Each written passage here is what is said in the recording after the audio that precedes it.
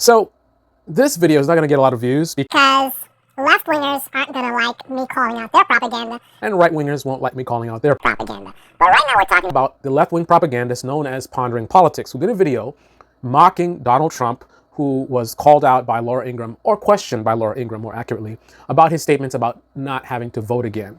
So he plays the video and he makes fun of how Trump kind of dances around. But then when Laura Ingraham pushes back and asks him the question once again, some reason Pondering Politics awkwardly cuts the video. Take a look.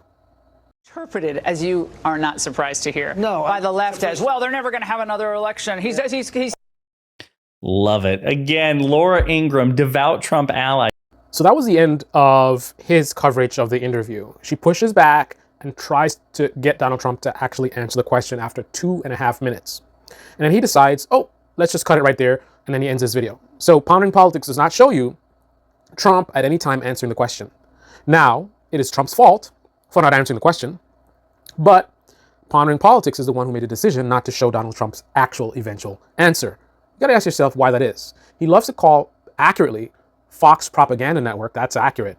But he is also a propaganda network, which is probably why he cut the video that way, because he doesn't want his audience to see what Trump actually said, his actual answer to the question, which ironically matched my interpretation, because I give a good faith interpretation as opposed to him just pushing propaganda, trying to promote his side and his ideology rather than informing his audience. Let's take a look at the unedited, complete clip to get the full context from the Fox propaganda network. also attacking you for other ridiculous reasons. They're saying that you said to a crowd of Christians that they won't have to vote in the future. Yeah, let me say what did I mean by that. I had a tremendous crowd speaking to Christians. I mean, this was a crowd that liked me a lot. I think I'm at 97% or something. And they're treated very badly by this administration, okay? Catholics are treated unbelievably. They're like persecuted. And if I might say, before I go into the other, Jewish people, if you're Jewish and you vote for Biden or the Democrats or Kamala or whoever's going to run, I guess it's going to be her. But if you voted for her or the Democrats, you should have your head examined, because nobody's ever been treated so badly by this. This administration is destroying Israel, et cetera, et cetera. So with respect to like a statement like I made, that statement is very simple. I said, vote for me. You're not going to have to do it ever again. It's true, because we have to get the vote out. Christians are not known as a big voting group. They don't vote. And I'm explaining that to them. You never vote. This time, vote. I'll straighten out the country. You won't have to vote anymore. I won't need your vote. You can go back to you meant you don't have to vote for you because you'll have 4 years in office. Look. Christians are known. You know who else doesn't vote? Gun owners don't vote. But just to be clear, what you're saying, though, you're not saying it's being interpreted, as you are not surprised to hear, by the left as, well, they're never going to have another election. He's saying there's not. So can you even just respond to that? I said Christians.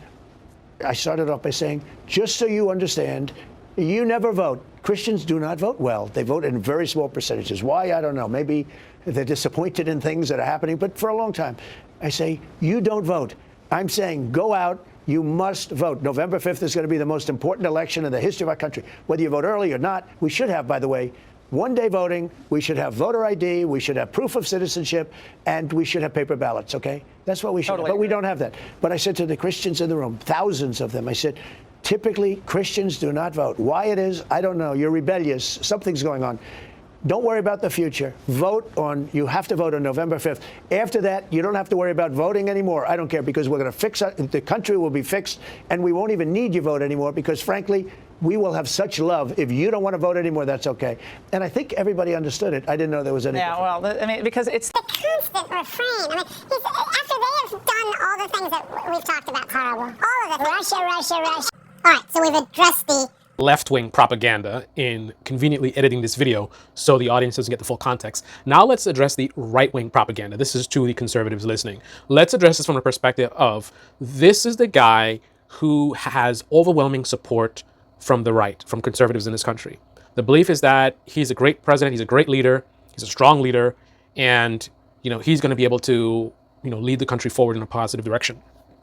Now, I'm going to challenge that assessment, right?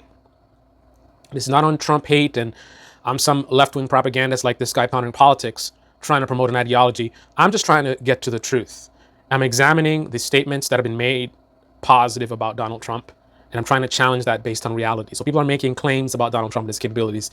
Now here is the reality. We just saw the reality. This is actually Donald Trump doing the best that he can. He's in an interview Now, this has been a major scandal. Now, forget about the partisans. Left-wingers, hardcore left-wingers, they're not going to vote for Trump. They're going to vote for Kamala Harris. We know that. Hardcore MAGA, they're locked in.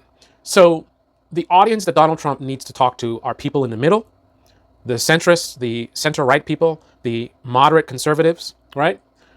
These are the type of people who can be affected by the negative coverage about Trump saying that, you know, you're never going to have to vote again. They're hearing a lot of rhetoric. Now we look at J.D. Vance. People want to make excuses and say, oh, you know, he got confused by liberal media when he said Trump was Hitler. You know, as a conservative who would have been watching conservative media, who would have been challenging all of these claims made on the left, somehow he still came to the conclusion of Trump is Hitler, even watching Fox News and Newsmax or whatever he was watching back then, right? That's what they're claiming, right? All right, so Donald Trump was asked a very basic question. This is a question that, you know, this is something that has been all over the media. So the moderate conservatives might actually watch CNN or whatever media that's been covering it, and they might legitimately be concerned and be like, wait a minute, I've heard all this crazy stuff about Trump. I didn't believe it, but wow, here's a video of him actually saying this. And it sounds kind of scary. Now, if you believe that Donald Trump is an effective leader and he's sharp, he's not the dementia guy that people are claiming he is, then he'll be sharp enough to recognize that he needs to make sure that moderates don't fall into this rhetoric of him, you know, talking about fixing the elections, right? He knows MAGA got his back. MAGA's not being affected by this. It's the moderates he needs to talk to, right? If he is really the strong leader and he's sharp, right? Great leader, then he would be, I mean, this is basic stuff, right? He would know he needs to crush this right away. So let me illustrate how this would go if that were the case, right? So as Laura Ingraham. Donald Trump, people are claiming that you made this statement and you're talking about fixing the election. They're not voting in. What exactly did you mean by that? Oh, no, that's nonsense. That's absolutely not. That's just the liberal media doing what they do. When I said that, I'm talking about fixing the country. I'm talking about securing the border. I'm talking about stopping this woke agenda. I'm talking about getting the economy firing on all cylinders, you know, booming the economy again, getting gas prices down. I'm talking about hitting inflation.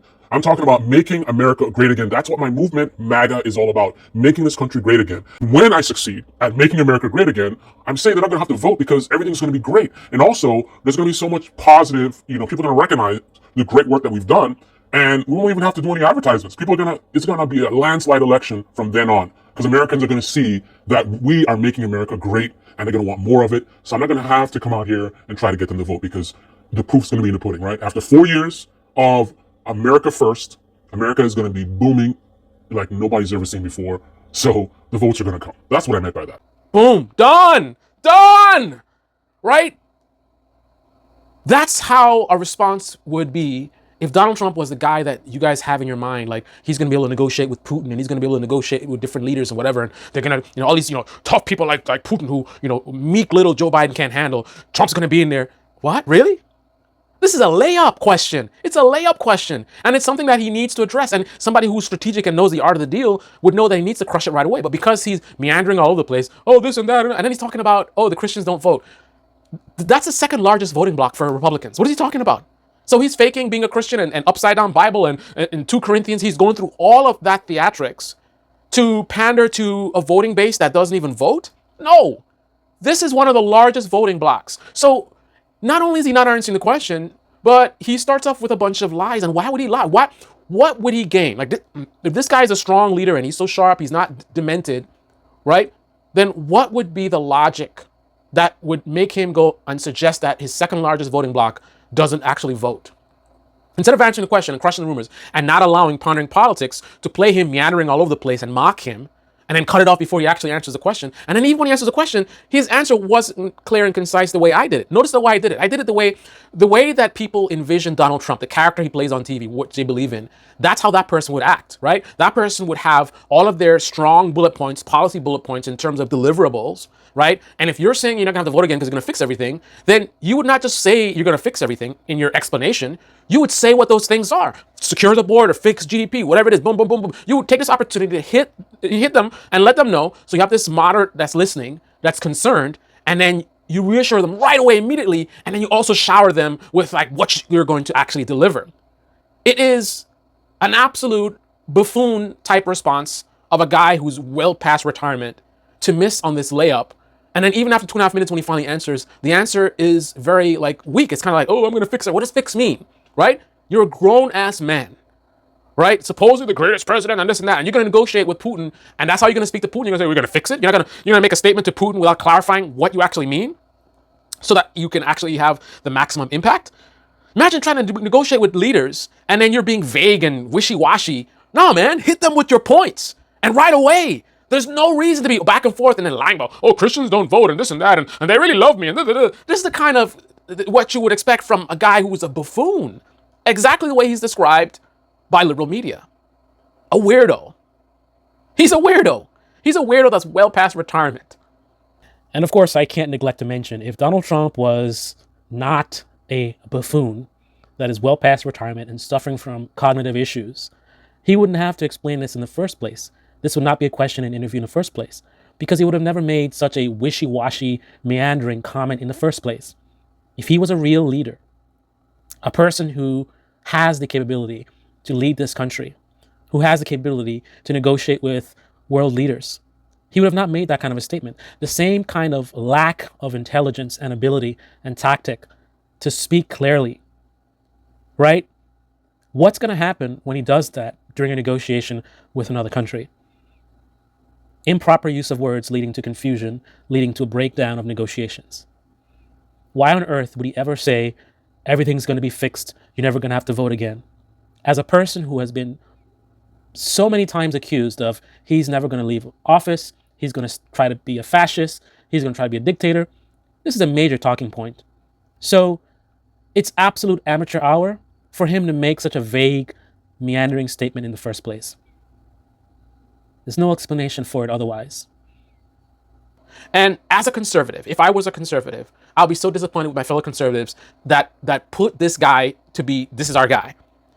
There's so many other options, but this is who you choose to represent the conservative movement. An absolute buffoon that makes all of you guys look like weirdos because you're supporting a weirdo. This is the Debate Me channel. Debate me in the comment section below. Click on the like button, subscribe, smash that bell. Be well. Wow.